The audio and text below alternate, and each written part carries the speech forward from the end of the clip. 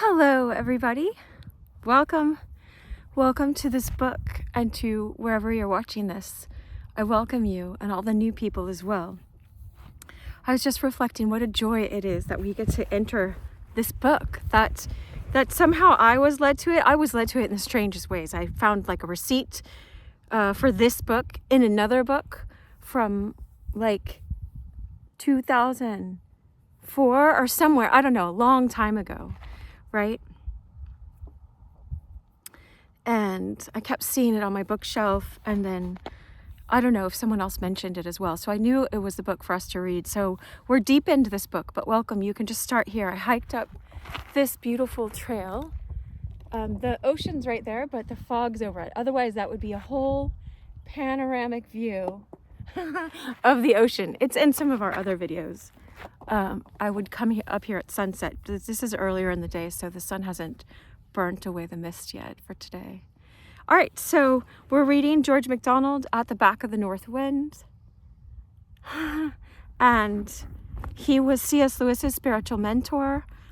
So C.S. Lewis said every one of his books, he quoted either directly or indirectly George MacDonald.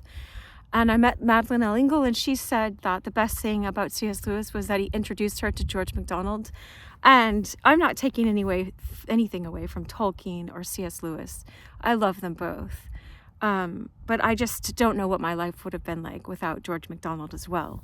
And so I have The Princess and the Goblin and The Princess and the Carty, because these books were in the 1800s, in that time where everyone was staying at home, before I even knew how to make my channel. Not that I know how now, but I started reading that because everyone was stuck at home with their kids, and I knew a lot of moms that didn't know what to do, but I knew it was for adults as well. These stories, they clean you out.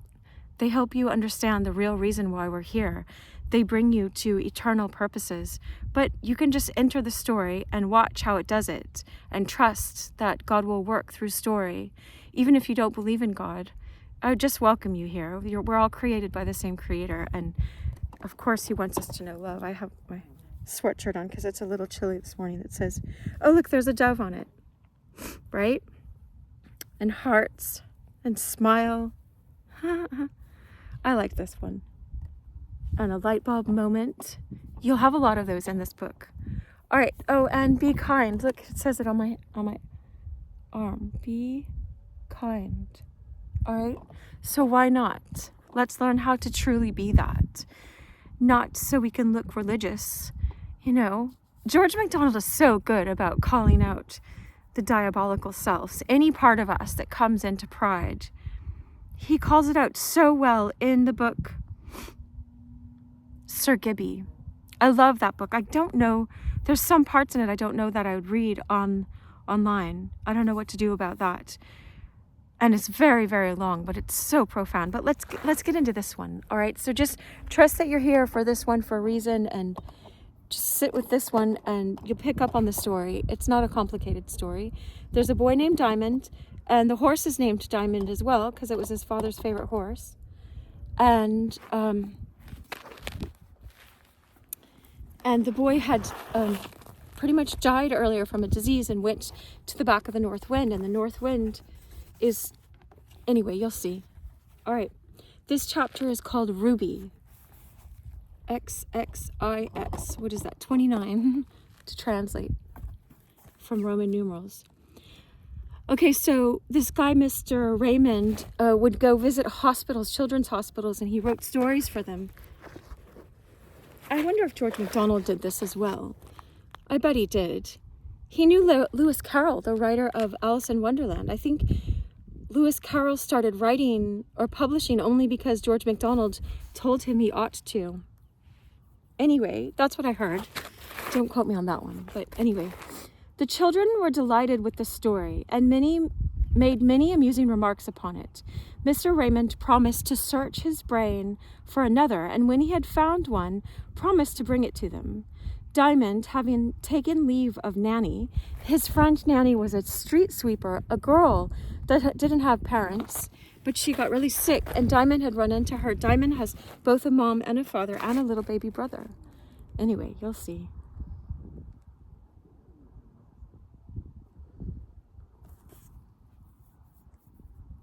in Sir Gibby. I was reflecting on Sir Gibby this morning. One more note on the side about Sir Gibby is another George MacDonald book. In it, there's this mother that takes in Gibby, who didn't have a mother or a father, and they thought he was dumb, and he was not able to speak, but he could sing, like, like make that kind of noise or something. Some kind of, anyway. But she took him in, and George MacDonald made this comment that once someone is a good mother, they're a mother to all, right? And you don't necessarily have to have children to learn how to be a mother. It's just, we learn God is both our mother and father, Psalm 27:10. And so he kept putting it on my heart that we learn how to be a mother and father to all, you know, for all the women who lost their husbands in some kind of tragic way that still had kids. They kind of had to show up in both roles as God provides male figures in their homes, you know, like through uncles and stuff like that. My brother, I have 2 brothers. Anyway, but all of us, even Mary herself, right, who birthed Christ, we learn how to be mothers from God, who's both divine love. God is mother and father. But anyway, I won't keep, this isn't a teaching video. Sometimes I forget. I'm so used to teaching. Let me just read this story more for us today. And just imagine, I can hear the ocean. Can you hear it? It's just down there, the whole ridge line. All right. So, Diamond, having taken leave of Nanny and promised to go and see her again soon, went away with him with Mr. Raymond. That was their friend. Anyway, now Mr. Raymond had been turning over in his mind what he could do for Diamond and for Nanny. He had therefore made some acquaintance with Diamond's father there in London, and had been greatly pleased with him. But he had come to the resolution, before he did anything so good as he would like to do for them, to put them all to a certain test.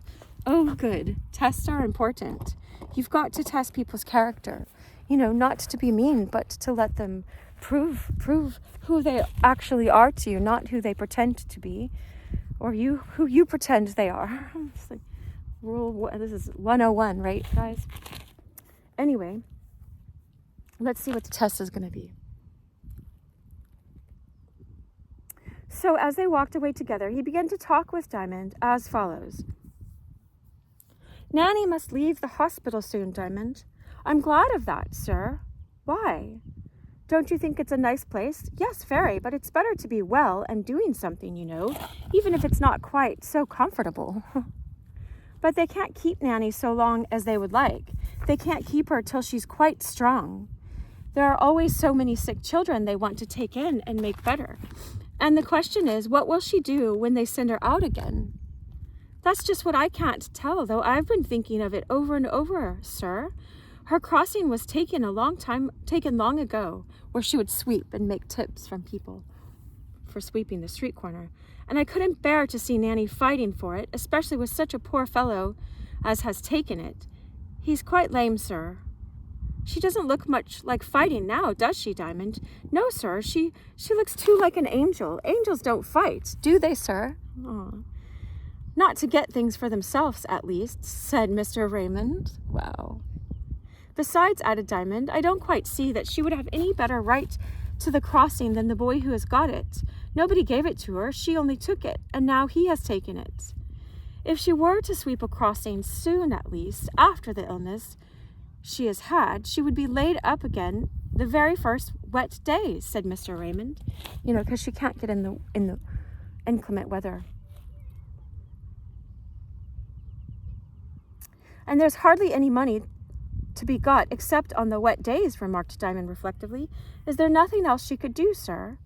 Not without being taught, I'm afraid. Well, couldn't somebody teach her something? Wow. Couldn't you teach her, Diamond? I don't know anything myself, sir. I could teach her to dress the baby, but nobody would give her anything for doing things like that. They are so easy. There wouldn't be much good in teaching her to drive a cab, for where would she get the cab to drive? There ain't fathers and old Diamonds everywhere. At least poor Nanny can't find any of them, I doubt. His dad drives a cab, right? And he learned how to drive it as a little boy. Perhaps, if she were taught to be nice and clean, and only speak gentle words. Mother could teach her that, interrupted Diamond. And to dress babies and feed them and take care of them, Mr. Raymond proceeded. She might get a place as a nurse somewhere, you know. People do give money for that. Then I'll ask Mother, said Diamond. But you'll have to give her food then, and your father, not being strong, has enough to do already without that. But here's me, said Diamond. I help him out with it. When he's tired of driving, up I get. It don't make any difference to old Diamond. I don't mean he likes me as well as my father. Of course he can't, you know. Nobody could. But he does his duty all the same. It's got to be done, you know, sir, said Diamond. Diamond said, sir, and Diamond's a good horse, isn't he, sir? From your description, I should say certainly, but I have not the pleasure of his acquaintance myself. Don't you think he will go to heaven, sir? Ah, the horse. That I don't know anything about, said Mr. Raymond. I confess I should be glad to think so, he added, smiling thoughtfully.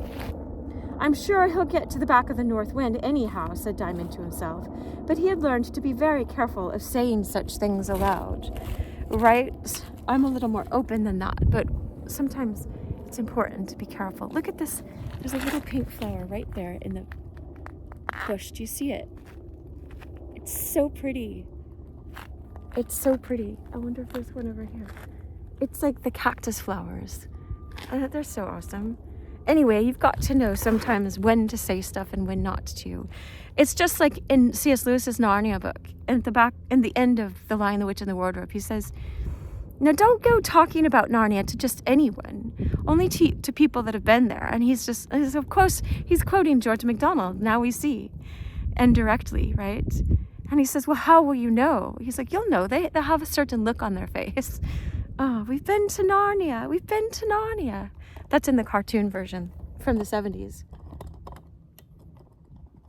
Lucy says, I know it happened, but I don't know how. In the first one, because your brain doesn't know these things, but your soul does, your knowing does. Your spirit man does. Your inner man. All right.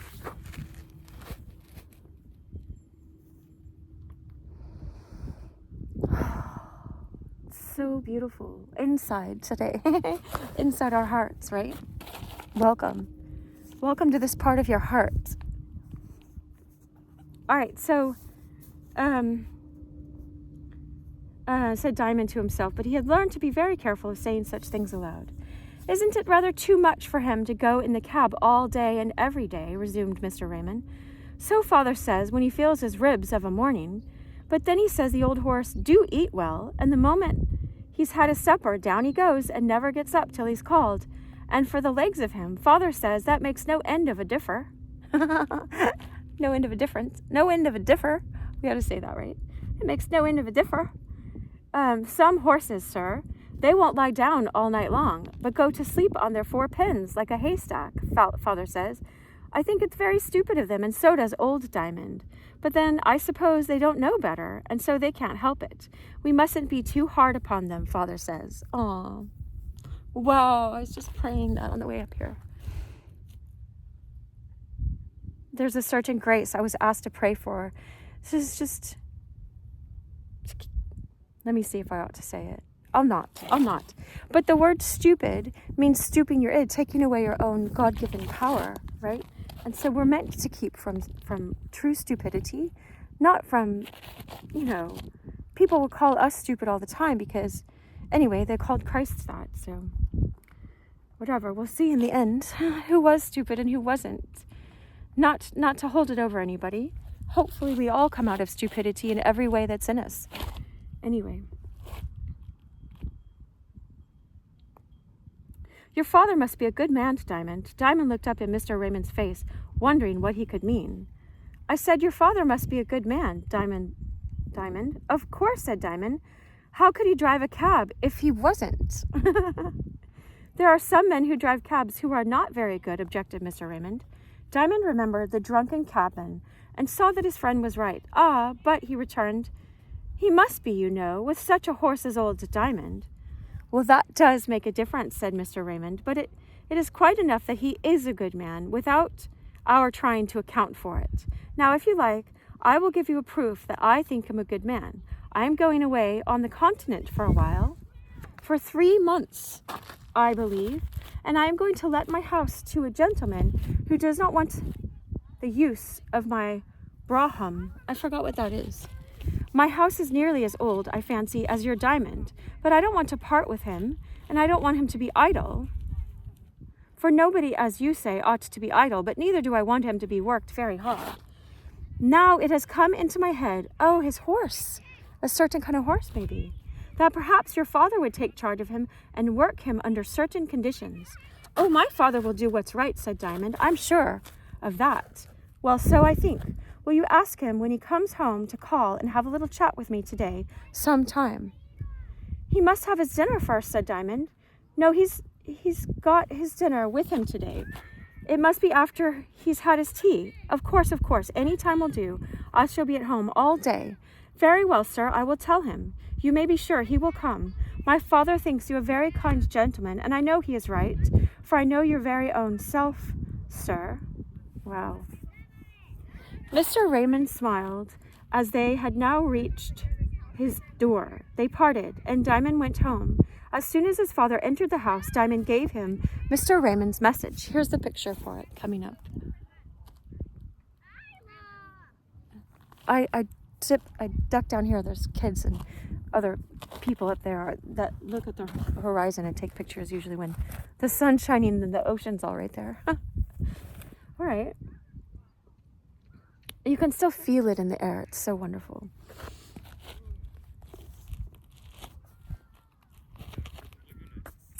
And so gave him Mr. Raymond's message and recounted the conversation that had preceded it. His father said little, but took thought, sauce to his bread and butter, and as soon as he had finished his meal, rose, saying, I will go to your friend directly, Diamond.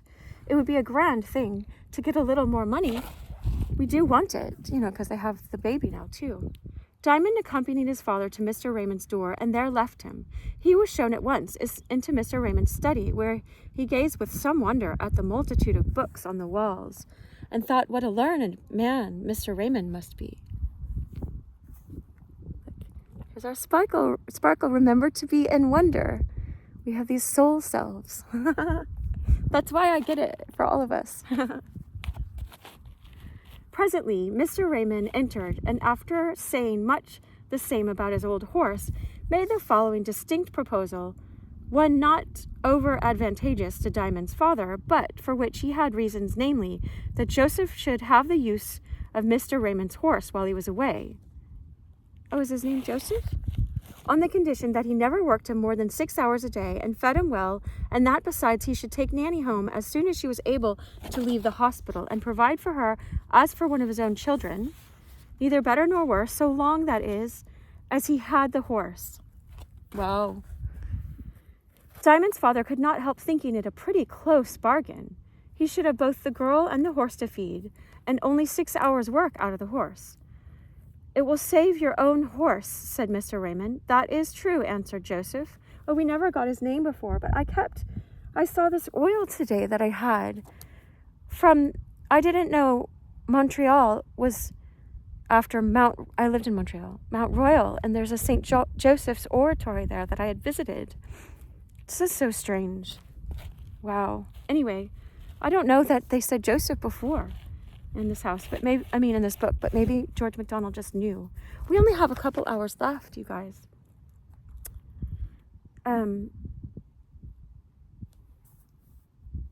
That's true, answered Joseph, but all I can get by my own horse is only enough to keep us.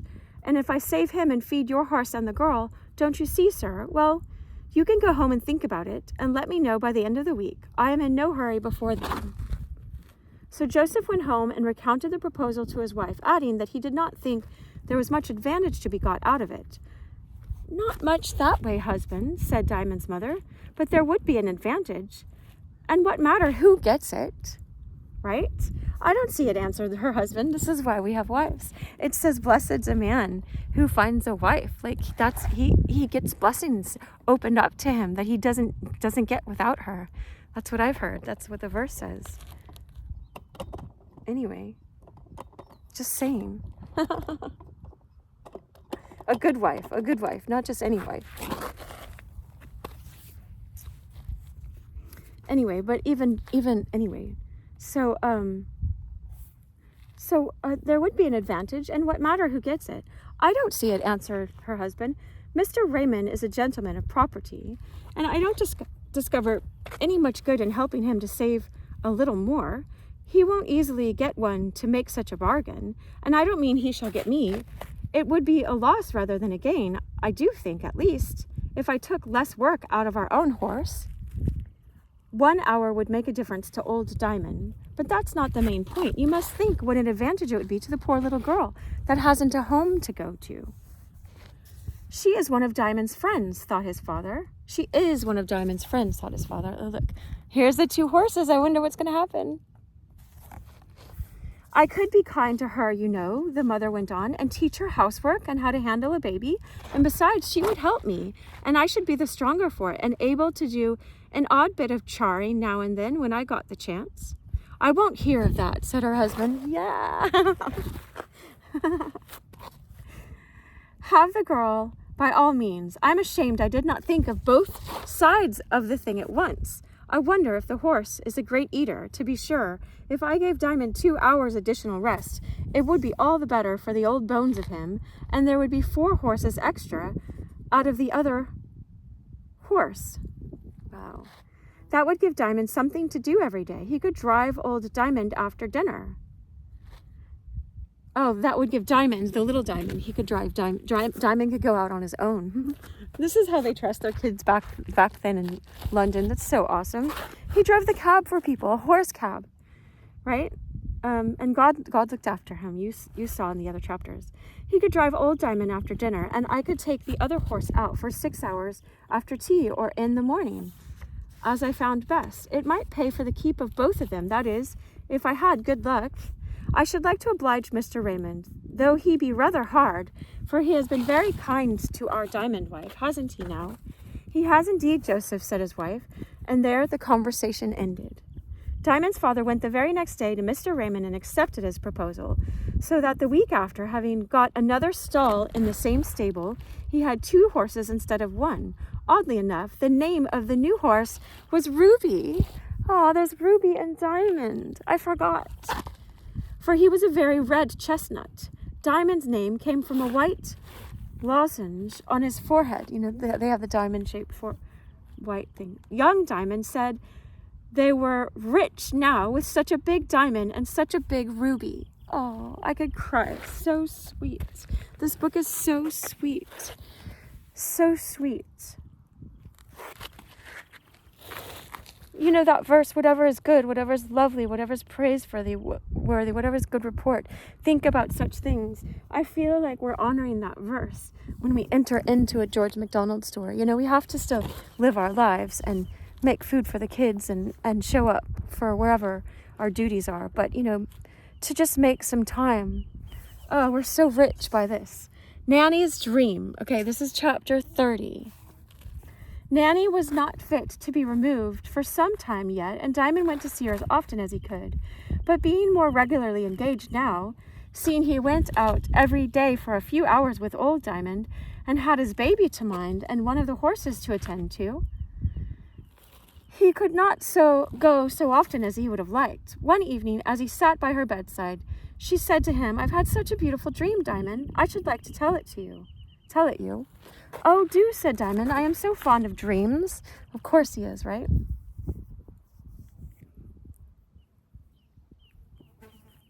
God speaks to us in dreams and visions. Anyway, "She must have been to the back of the north wind," he said to himself. "It was a very foolish dream, you know, but somehow it was so pleasant. What a good thing it is that you believe the dream all the time you were in it. My readers must not suppose that poor Nanny was able to say what she meant so well as I put it down here. She had never been to school, and had heard very little else than vulgar speech until she came to the hospital. But I have been to school, and although that could never make me able to dream so well as Nanny, as it has made me able to tell her dream better than she could herself." Wow, look at what school can do for us, you know.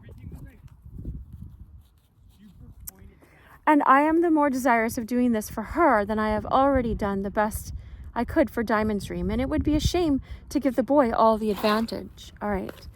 I will tell you all I know about it, said Nanny. The day before yesterday, a lady came to see us, a very beautiful lady and very beautifully dressed. I heard the matron say to her that it was very kind of her to come in blue and gold, and she answered that she knew we didn't like dull colors. You know, the kids are in the hospital, so. She had such a lovely shawl on, just like redness dipped in milk, and all worked over with flowers of the same color. It didn't shine much. It was silk, but it kept in the shine.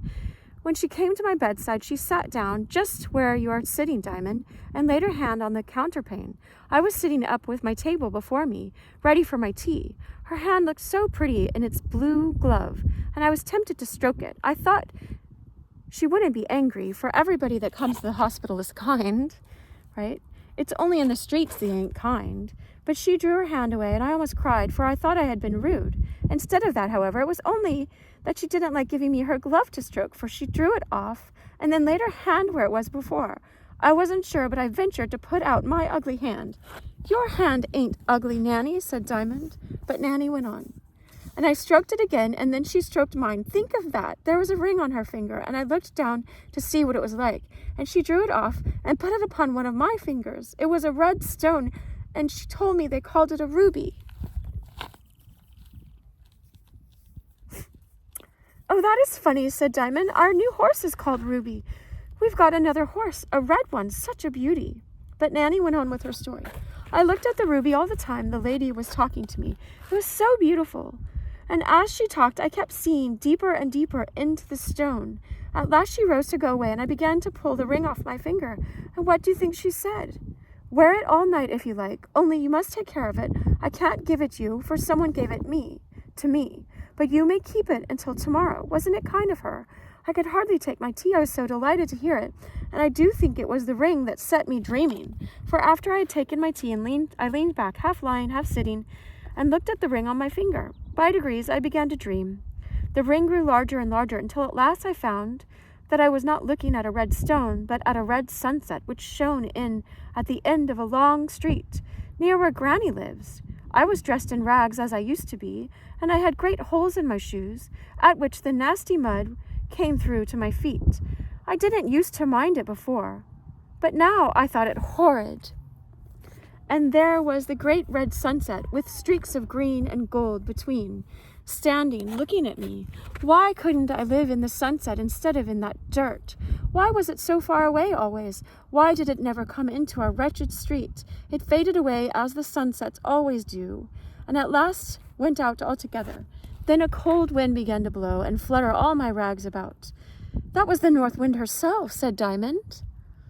Said Nanny, and went on with her story. I turned my back to it and wandered away. I did not know where I was going, only it was warmer to go that way. I don't think it was a north wind, for I found myself somewhere in the west end at last. But it doesn't matter in a dream which wind it was. I don't know that, said Diamond. I believe North Wind can get into our dreams, yes, and blow in them. Sometimes she has blown me out of a dream altogether. I don't know what you mean, Diamond, said Nanny. Never mind, answered Diamond. Two people can't always understand each other. They'd both be at the back of the north wind directly. And what would become of the other places without them? Wow. You do talk so oddly, said Nanny. I sometimes think they must have been right about you. What did they say about me? Asked Diamond. They called you God's baby. How kind of them. But I knew that. They say it like this, like something's wrong in his head, you know. Whatever. Did you know what it meant, though? It meant that you were not right in the head. Oh, there it goes. I feel all right, said Diamond, putting both his hands on his head, as if he had been a globe he could take off and set on again. He's awesome. Well, as long as you are pleased, I am pleased, said Nanny. Thank you, Nanny. Do go on with your story. I think I like dreams even better than fairy tales. But they must be nice ones like yours, you know. Well, I went on, keeping my back to the wind until I came to a fine street on the top of a hill. How it happened, I don't know, but the front door of one of the houses was open, and not only the front door, but the back door as well, so that I could see right through the house. And what do you think I saw? A garden place with green grass, and the moon shining upon it. Think of that. There was no moon in the street, but through the house there was the moon. I looked, and there was nobody near. I would not do any harm, and the grass was so much nicer than the mud. But I couldn't think of going on the grass with such dirty shoes. I kicked them off in the gutter, ran in on my bare feet, up the steps, and through the house. Oh, take your shoes off for this holy ground. I have that lyric in one of my songs called Stockholm, or I had to go to Stockholm. And I mean, it just came to me from Moses, I'm sure, because God said to him, take your shoes off. This is holy ground, right? She could tell, Nanny could tell. One of my friends could tell in a church he went in. Anyway, I won't tell his story. I wish him love, though. Anyway, she kicked him off, ran in on her bare feet, up the steps, through the house, and onto the grass. And the moment I came into the moonlight, I began to feel better. That's why North Wind blew you there, said Diamond. It came of Mr. Raymond's story about the Princess Daylight, returned to Nanny. Well, I lay down upon... That was in the last video. The one before this was so awesome. And the one before that where I put hashtag return. The one before this, I put hashtag prince so we could find it. Because she's talking about the prince and the princess, but I had no more room to put both. And the one before that, the return of the prodigal son happened. Sort of that kind of story. It's like a, anyway, kingdom spouse type of word. In an indirect way, which I love. I love it. So beautiful.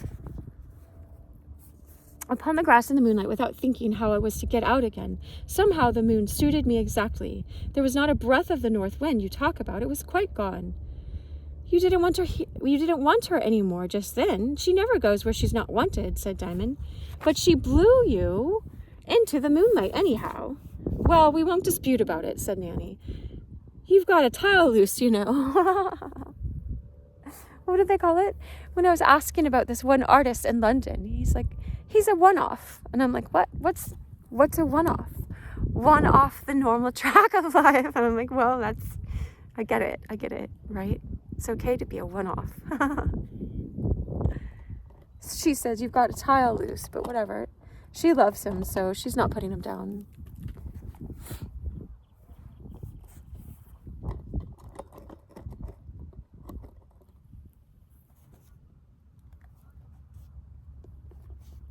Suppose I have, returned Diamond. Don't you see, it may let in the moonlight, or the sunlight, for that matter.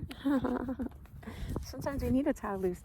Look at all the tiles that they loosed on the roof when they lowered, the four men lowered their friend down to get healed by Jesus, because there wasn't any room. That's a tile loose, all right? Look at what happens. Suppose I have, returned Diamond. Don't you see it may let in the moonlight or the sunlight, for that matter? Perhaps yes, perhaps no, said Nanny. And you've got your dreams too, Nanny. Yes, but I know they're dreams. It's all a dream, right? What does Plato say about this world? This is the Shadowlands. That's the real thing. So do I, but I know besides they are something more as well. Oh, do you? Rejoined Nanny. I don't. All right, said Diamond. Perhaps you will someday. Perhaps I won't, said Nanny. Diamond held his peace, and Nanny resumed her story. I lay a long time, and the moonlight got in at every tear in my clothes and made me feel so happy. There, I tell you, said Diamond. What do you tell me? Returned Nanny. North Wind. It was the moonlight, I tell you, persisted Nanny, and again Diamond held his peace. All at once I felt that the moon was not shining so strong. I looked up and there was a cloud, all crepey and fluffy, trying to drown the beautiful creature. But the moon was so round, just like a whole plate, that the cloud couldn't stick to her. She shook it off and said, there, and shone out clearer and brighter than ever. But up came a thicker cloud, and you shan't, said the moon, and I will, said the cloud. But it couldn't outshone the moon, quite laughing at its impudence. I knew her ways, for I've always been used to watch her. She's the only thing worth looking at in our street at night. Don't call it your street, said Diamond. You're not going back to it. You're coming to us, you know. That's too good to be true, said Nanny. There are very few things good enough to be true, said Diamond, but I hope this is. Too good to be true. It can't be. Isn't true good? And isn't good true? Wow. And how then can anything be too good to be true? That's like old Sal to say that. Don't abuse Granny, Diamond. She's a horrid old thing, she and her gin bottle, but she'll repent some day, and then you'll be glad not to have said anything against her. Aw, that's so wise, not to say anything against wicked people. And she'll say why, probably. Why, said Diamond? Because you'll be sorry for her. I'm sorry for her now. Very well, that's right. She'll be sorry too, and there will be an end of it. All right. You come to us, said Diamond. Where was I, said Nanny. Telling me about how the moon, sir, served the clouds. Get out of here, Be gone with you. Right? Yes, but it wouldn't do, all of it. Up came the clouds, and they came faster and faster until the moon was covered up. You couldn't expect her to throw off 100 of them at once, could you? Certainly not, said Diamond. So it grew very dark, and a dog began to yelp in the house. I looked and saw that the open door to the garden was shut. Presently, it was opened, not to let me out, but to let the dog in, yelping and bounding, and I thought, if he caught sight of me, I was in for a biting first, and the police after, so I jumped up and ran for a little summer house in the corner of the garden. The dog came after me, but I shut the door in his face. It was well it had a door, wasn't it? You dreamed of the door because you wanted it, said Diamond. Wow. No, I didn't. It came of itself. It was there in the true dream. There, I've caught you, said Diamond. I knew you believed in the dream as much as I do. Oh, well, if you will lay traps for a body, said Nanny. Anyway, I was safe inside the summer house, and what do you think? There was the moon beginning to shine again, but only through one of the panes. And that one was just the color of the ruby. Wasn't it funny? No, not a bit funny, said Diamond. If you will be contrary, said Nanny. No, said Diamond. I only meant that it was the very pane I should have expected her to shine through. Oh, very well, returned Nanny. What Diamond meant, I do not pretend to say. He had curious notions about things. Look, here's the picture. And now, said Nanny, I didn't know what to do, for the dog kept barking at the door, and I couldn't get out, but the moon was so beautiful that I couldn't keep from looking at it through the red pane, and as I looked, it got larger and larger till it filled the whole pane and outgrew it, so that I could see through the other panes, and it grew till it filled them too, and the whole window, so that the summer house was nearly as bright as day. The dog stopped barking, and I heard a gentle tapping at the door, like the wind blowing a little branch against it. Just like her, said Diamond, who thought everything strange and beautiful must be done by the north wind. So I turned from the window and opened the door, and what do you think I saw? A beautiful lady, said Diamond. No, the moon itself, as big as a little house, and round as a ball, shining like yellow silver. It stood on the grass, down on the very grass. I could see nothing else for the brightness of it, and as I stared and wondered, a door opened in the side of it, near the ground, and a curious little old man with a crooked thing over his shoulder looked out and said, Come along, Nanny, my lady wants you. We're come to fetch you. I wasn't a bit frightened. Here's a picture over here.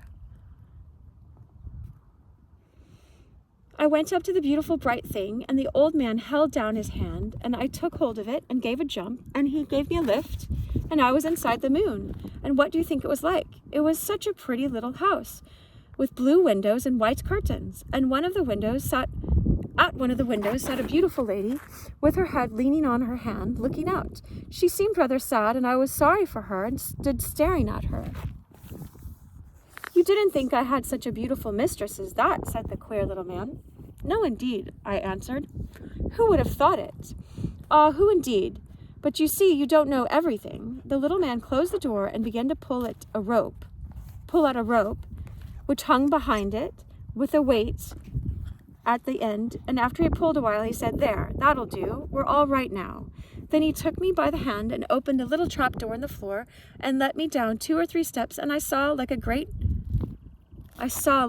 hole below me. Don't be frightened, said the little man. It's not a hole, it's only a window. Put your face down and look through. I did as he told me, and there was the garden and the summer house far away, lying at the bottom of the moonlight. "There," said the little man, "we've brought you off.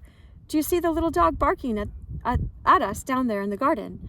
I told him I couldn't see anything so far. "Can you see anything so small and far off? So far off," I said. "Bless you, child," said the little man. "I could pick up a needle out of the grass if I had only a long enough arm. There's one lying by the door of the summer house now." And I looked at his eyes. They were very small, but so bright that I think he saw by the light that went out of them. Then he took me up and up again by a little stair in a corner of the room. Here's the picture. And through another trapdoor, and there was one great round window above us, and I saw the blue sky and the clouds, and such lots of stars, all so big and shining, as hard as ever they could. "The little girl angels had been polishing them," said Diamond. "What nonsense you do talk," said Nanny. "But my nonsense is just as good as yours, Nanny. When you have done, I'll tell you my dream. The stars are in it, not the moon, though. She was away somewhere. Perhaps she was gone to fetch you then. I don't think that, though, for my dream was longer ago than yours. She might have been to fetch someone else, though, but for we can't fancy it's only us that get such fine things done for them." "But do tell me what came next. Perhaps one of my child readers may remember whether the moon came down to fetch him or her the same night that Diamond had his dream." "I cannot tell, of course. I know she did not come to fetch me, though I did think I could make her follow me when I was a boy, not a very tiny one either. The little man took me all around the house," this is Nanny talking again now, "and made me look out every window. Oh, it was beautiful. There we were, all up in the air, and such a nice, clean little house. 'Your work will be to keep the windows bright,' said the little man. 'You won't find it very difficult, for there ain't much dust up here. Only the frost settles on them sometimes, and the drops of rain leave marks on them.'" Wow, I just felt a raindrop. I don't know if you can see it on the ground. Maybe it's the mist from the ocean. Wild. "I can easily clean them inside," I said, "but how am I to get the frost and the rain off the outside of them?" "Oh," he said, "it's quite easy. There are ladders all about. You've only got to go out at the door and climb about. There are a great many windows you haven't seen yet, and some of them look into places you don't know anything about. I used to clean them myself, but I'm getting rather old, you see, ain't I now?" "I can't tell," I answered. "You see, I never saw you when you were younger. Never saw the man in the moon," said he. I didn't know this was the man in the moon. "Not very near," I answered, "not to tell you how young or how old he looked. I have seen the bundle of sticks on his back," for Jim had pointed that out to me. Jim was very fond of looking at the man in the moon. "Poor Jim, I wonder he hasn't been to see me. I'm afraid he's ill, too." "I'll try to find out," said Diamond, "and let you know." "Thank you," said Nanny. "You and Jim ought to be friends." "But what did the man in the moon say when you told him you had seen him with the bundle of sticks on his back?" "He laughed, but I thought he looked offended too. His little nose turned up sharper, and he drew the corners of his mouth down from the tips of his ears to his neck. But he didn't look cross, you know." "Didn't he say anything?" "Oh, yes, he said, 'That's all nonsense. What you saw was my bundle of dusters. I was going to clean the windows. It takes a good many, you know." "Really?" What they do say of their superiors down here. Down there. "It's only because they don't know better," I ventured to say. Of course," said the little man. "Nobody ever does know better. Well, I forgive them, and that sets it all right, I hope." "It's very good of you," I said. "No," said he, "it's not in the least good of me. I couldn't be comfortable otherwise." Wow. It's like Jesus said, we have to forgive or we won't be forgiven, because you don't experience grace and love if you don't keep forgiving always. He says, "It's not good of me. It's like I don't feel good unless so," right? It's like God made it so that we have to follow our conscience and truly forgive. Anyway, then it keeps our hearts clean, and we have this be kind always, right? And we're just going to be that. Look, here's the stars. I wonder if the moon's on my sweatshirt from today. There's stars in the clouds and the sun, at least, right? That could be the moon shining.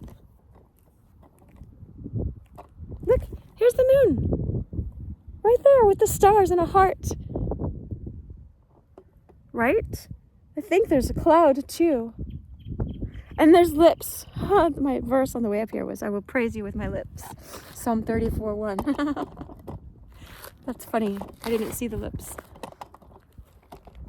See, God organizes all. He sorts it all out for us. God is beyond he and she.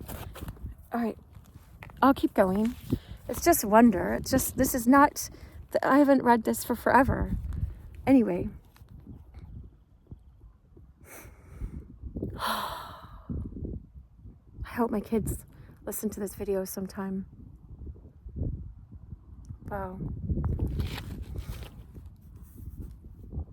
I think I read them other books when they were little.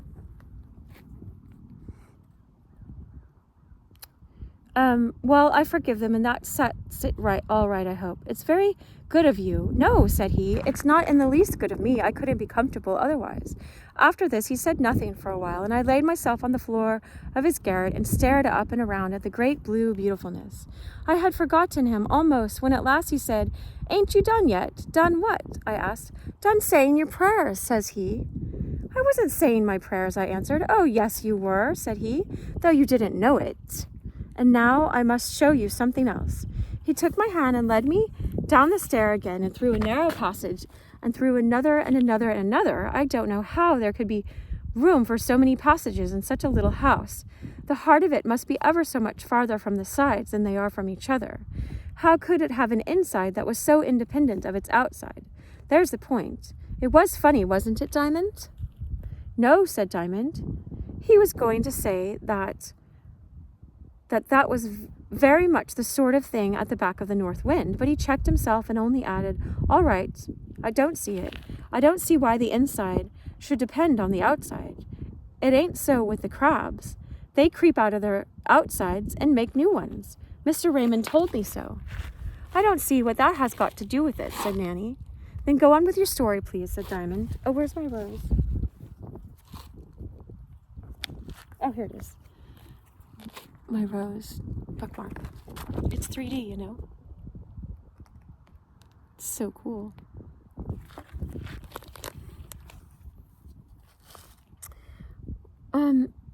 What did you come to after going through all those winding passages into the heart of the moon? I didn't say they were winding passages. I said they were long and narrow. They didn't wind. They went by corners.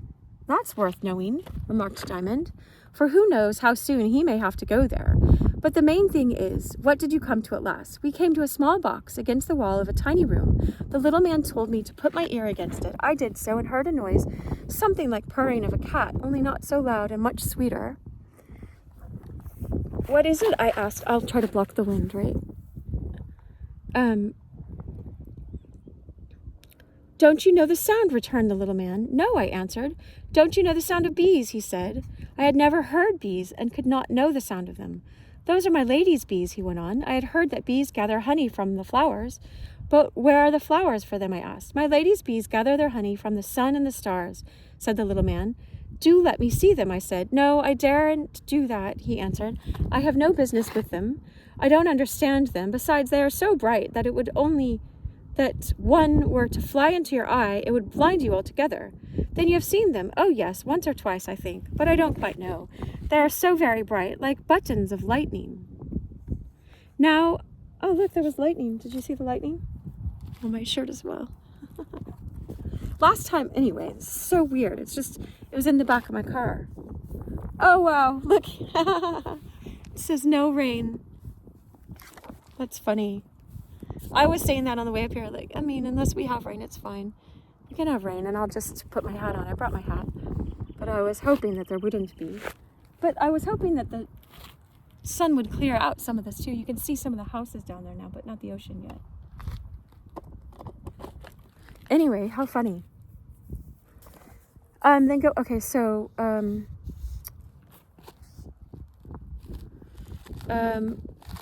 like buttons of lightning. Now I've shown you all I can tonight, and we'll go back to the room. I followed him, and he made me sit down under a lamp that hung from the roof and gave me some bread and honey.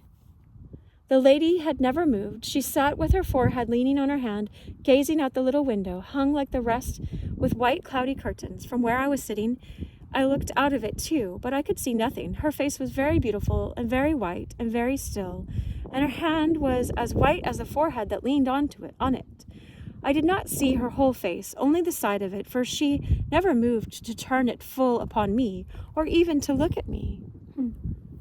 How long I sat after I had eaten my bread and honey, I don't know. The little man was busy about the room, pulling a string here and a string there, but chiefly the string at the back of the door.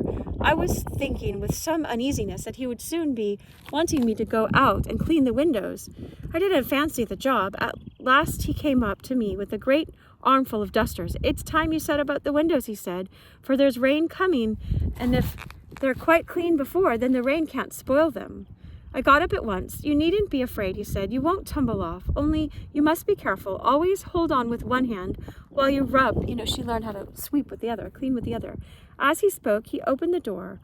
I started back in a terrible fright, for there was nothing but blue air to be seen under me, like a great water without a bottom at all. But what must be done must, and to live up here was so much nicer than down in the mud with the holes in my shoes, that I never thought of not doing as I was told. The little man showed me how and where to lay hold while I put my foot round the edge of the door onto the first round of the ladder. "Once you're up," he said, "you'll see how you have to go well enough." I did as he told me and crept out very carefully. Then the little man handed me the bundle of dusters, saying, "I always carry them on my reaping hook, but I don't think you could manage it properly. You shall have it if you like." I wouldn't take it, however, for it looked dangerous. I did the best I could with the dusters and crawled up to the top of the moon. But what a grand sight it was! The stars were all over my head, so bright and so near that I could almost have laid hold of them. The round ball to which I clung went bobbing and floating away through the dark blue above and below and on every side. It was so beautiful that all the fear left me, and I set to work diligently. Wow. This is like when God starts cleaning us up inside. We've got to do the cleaning too. Participate in the cleaning. But he gives us the dusters, right? And the Holy Spirit fills us with holy fire. At length, it was so dark blue above and below and on every side. It was so beautiful that all fear left me, and I set to work diligently. I cleaned window after window. At length I came to a very little one, at which I peeped. There was a room with a box of bees in it. I laid my ear to the window and heard the musical hum quite distinctly. A great longing to see them came upon me, and I opened the window and crept in. The little box had a door like a closet. I opened it, the tiniest crack. When out came the light with such a sting that I closed it again in terror, not, however, before 3 bees had shot out into the room, where they darted about like flashes of lightning. Terribly frightened, I tried to get out of the window again, but I could not. There was no way to the outside of the moon but through the door, and that was in the room where the lady sat. No sooner had I reached the room than the 3 bees which had followed me flew at once to the lady and settled upon her hair. Then first I saw her move. She started, put up her hand, and caught them, then rose, having held them into the flame of the lamp, one after another, turned to me. Her face was not so sad now as stern. It frightened me much. "Nanny, you have got me into trouble," she said. "You have been letting out my bees, which is all I can do to manage. You have forced me to burn them. It is a great loss, and there will be a storm." As she spoke, the clouds had gathered all about us. I could see them come crowding up the white about the windows. "I am sorry to find," said the lady, "that you are not to be trusted. You must go home again. You won't do for us." Then came a great clap of thunder, and the moon rocked and swayed. All grew dark about me, and I fell on the floor and lay half stunned. I could hear everything, but could see nothing. "Shall I throw her out the door, my lady?" said the moon. "No," she answered. "She's not quite bad enough for that.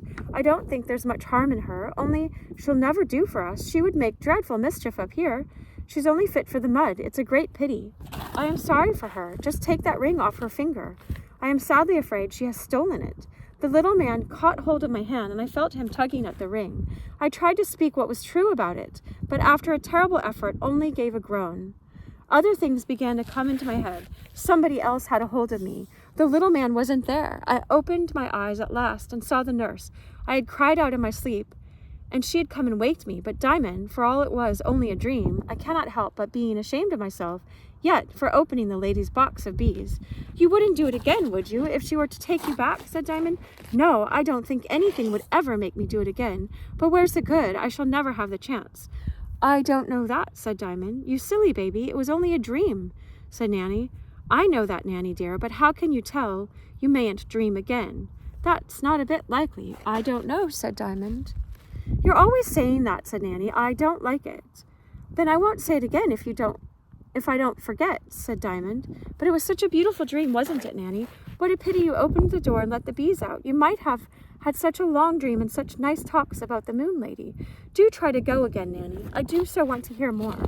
But now the nurse came and told him it was time to go, and Diamond went saying to himself, I can't help thinking that North Wind had something to do with the dream.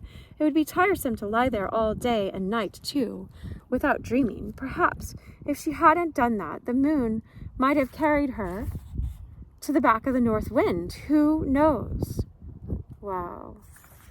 All right, I'll stop there because we're at the end of a chapter, and the next one, let's see if we can, maybe we can do it in 5 minutes. I think we can, maybe. Chapter 31, The North Wind Doth Blow. It was a great delight to Diamond when at length Nanny was well enough to leave the hospital and go to their house. She was not very strong yet, but Diamond's mother was very considerate of her and took care that she should have nothing to do she was not quite fit for. If Nanny had been taken straight from the street, it was very probable she would not have been so pleasant in a decent household, or so easy to teach. But after the refining influences of her illness and the kind treatment she had in the hospital, she moved about the house just like some rather sad pleasure haunting the mind. As she got better and the color came back to her cheeks, her step grew lighter and quicker, her smile shone out more readily, and it became certain that she would soon be a treasure of help. It was great fun to see Diamond teaching her how to hold the baby and wash and dress him, and often they laughed together over her awkwardness, but she had not many such lessons before she was able to perform those duties quite as well as Diamond himself. Things, however, did not go well with Joseph from the very arrival of Ruby. It almost seemed as if the red beast had brought ill luck with him. The fares were fewer and the pay less. Ruby's services did indeed make the week's income at first a little beyond what it used to be, but then there were 2 more to feed, and the first month he fell lame. After the first month he fell lame, and for the whole of the next month, right? Joseph dared not attempt to work him. I cannot say that he never grumbled, for his own health was far from what it had been, but I can say that he tried to do his best. During all that month they lived on very short commons, indeed, seldom tasting meat except on Sundays, and poor Diamond, who worked hardest of all, not even then, so that at the end of it he was as thin as a clothes horse, while Ruby was as plump and sleek as a bishop's cob.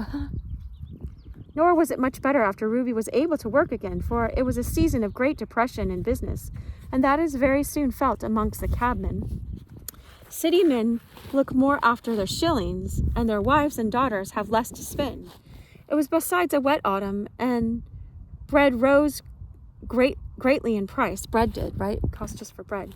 When I add to this that Diamond's mother was but poorly, for a new baby was coming, you will see that these were not very jolly times for our friends in the Mews. This is where they lived.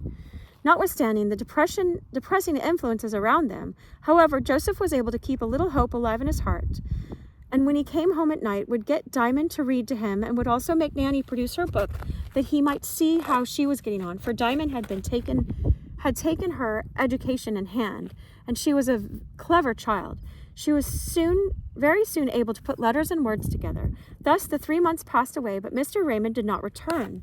Joseph had been looking anxiously for him, chiefly with the desire of getting rid of Ruby. Not that he was absolutely of no use to him, but that he was a constant weight upon his mind. Indeed, as far as provision went, he was rather worse off with Ruby and Nanny than he had been before. But on the other hand, Nanny was a great help in the house, and it was a comfort to him to think that when the new baby did come, Nanny would be with his wife. Of God's gifts, a baby is of the greatest. Therefore, wow, of God's gifts, a baby is of the greatest. Therefore, it was no wonder when this one came, she was as heartily welcomed by the little household as if she had brought plenty with her. Of course, she made a great difference in the work to be done, far more difference than her size warranted, but Nanny was no end of help, and Diamond was as much of a sunbeam as ever, and began to sing to the new baby the first moment he got her in his arms. Oh, it's a baby girl, look. Wow. Oh, I think she's nursing. I don't know if that's the mom. But he did not sing the same songs to her as he had sung to his brother, for he said she was a new baby and must have new songs, and besides, she was a sister baby and not a brother baby, and of course would not like the same kind of songs. Where the difference in his songs lay, however, I do not pretend to be able to point out. One thing I am sure of, they not only had no small share in the education of the little girl, but helped the whole family a great deal more than they were aware. How they managed to get through the long, dreary, expensive winter, I can hardly say. Sometimes things were better, sometimes worse. But at last, the spring came, and the winter was over and gone, and that was much. Still, Mr. Raymond did not return. And although the mother would have been able to manage without Nanny now, they could not look for a place for her so long as they had Ruby, and they were not altogether sorry for this. 1 week at last was worse than they had yet. They were almost without bread before it was over, but the sadder he saw his father and mother looking, the more Diamond set himself to sing to the two babies. One thing which had increased their expenses was that they had been forced to hire another little room for Nanny. When the second baby came, Diamond gave up his room that Nanny might be at hand to help his mother, and went to hers, which, although a fine place to what she had been accustomed to, was not very nice in his eyes. He did not mind the change, though, for was not his mother the more comfortable for it? And was not Nanny more comfortable too? And indeed, was not Diamond himself more comfortable that other people were more comfortable? And if there was more comfort every way, the change was a happy one. Wow.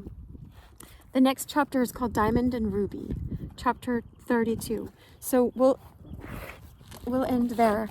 Thanks so much for being with me. I'm glad we got to read in that extra chapter. I wish you so much love, right? Much love.